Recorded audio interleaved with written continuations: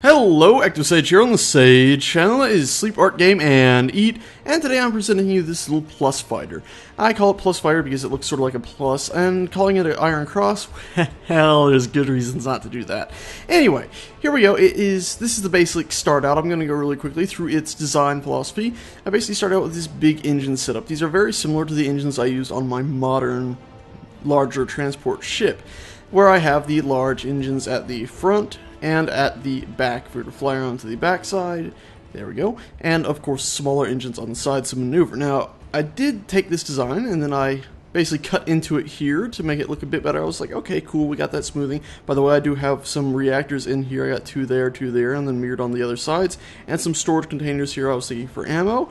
And as I progressed onwards forward, I stuck the lovely little cockpit in there, and I decided, hey, we need more power, and I believe it was actually after this one. Yes, I actually removed the storage containers completely and just made these all reactors, but then I decided that still wasn't enough, so I came to this design here. Now, this is more exposed, but I'm hoping that because you'd have to aim through this open adjacent point here, hopefully you wouldn't get hit, and this ship having a good deal of maneuverability, hopefully it'll be able to keep the enemies in front of it or behind it, where then the main reactor and ammo storage cache wouldn't get hit.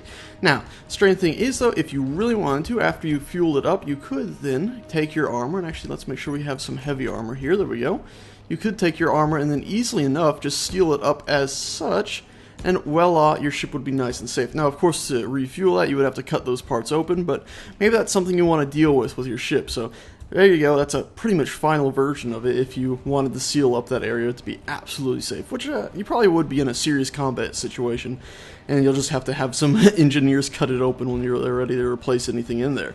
Anyway, that's the basics of that ship's engine cell. All these ships down there use the same sort of engine and ammo storage setup in there.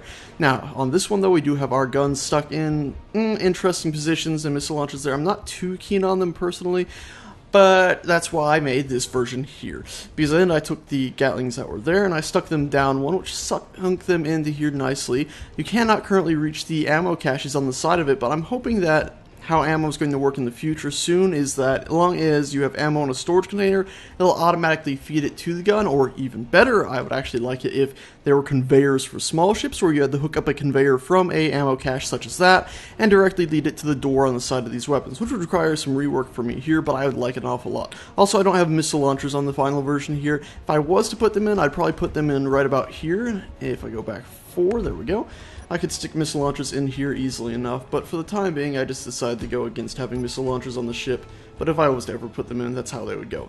Anyway, here's the final version of the ship. The only real difference between this version and this version is that I've edited the engines here, whereas these engines, you got that one strip there, and if I was to cut this open, you can see that we have basically 3 gyroscopes there and 3 gyroscopes there. All I did for these was add another row of engines basically and take out the middle one and bump it down.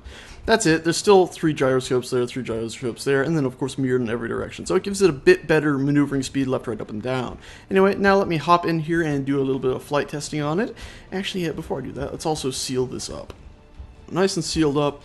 That looks pretty good, I think, actually. Of course, we would have to cut into there to refuel it, but maybe in the future, if they do put those conveyors in, we could have a conveyor leading directly to the back to auto-refuel that using the conveyors themselves. Who knows? Anyway, now let me hop in here. You can see that we have a decent amount of maneuverability. You can see I can spin the ship pretty quickly and turn it pretty quickly. It's pretty nice. This acceleration isn't exactly the fastest in the world, but it's not half bad either, I'd say. Especially considering now that we're not using the cheaty engines behind engines anymore. We basically just have the thrusters you can see doing all the work.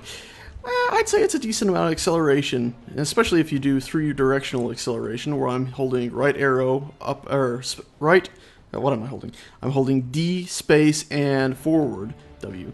So I'm getting basic acceleration from 3 different ways. And you see there we only really go into red when we try to stop. So now where have I gone? Let's head back towards base really quickly.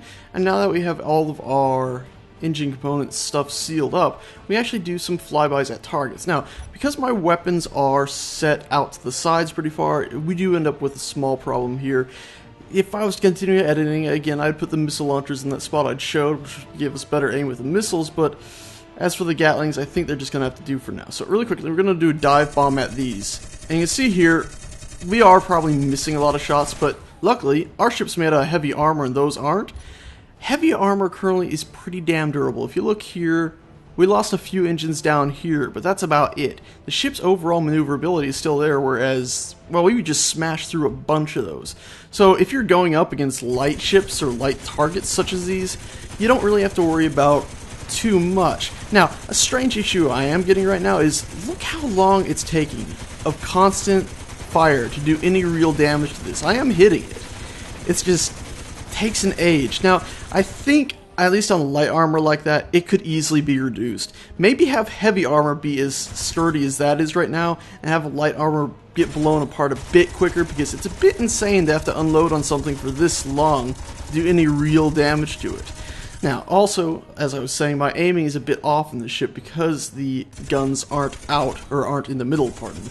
Now, I don't actually think this is as big as a problem as you might think, because most targets aren't going to be standing still like this, unless you're shooting at a big ship, and let's be honest, these Gatling guns aren't going to do anything to a big ship.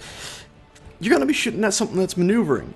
That way, if you aim right at that ship, you've got a pretty open field of fire, where if that ship that you're aiming at attempts to maneuver at all, really, it's probably going to end up bumping into some of those bullets, and provided that the armor gets a minor debuff, I think it can do some damage. And wow, I took a bit more damage there than I thought I would crashing into that, but overall we're still functional, just not quite as well. Anyway, this is just a small ship I felt like I needed to share. I like the idea of it. I'm probably going to keep tweaking it. I'm not sure if I'll put it up on Steam Workshop or not, but yeah, I felt like it needed to be shared. Anyway, thanks so much for watching, guys. I'll see you next time.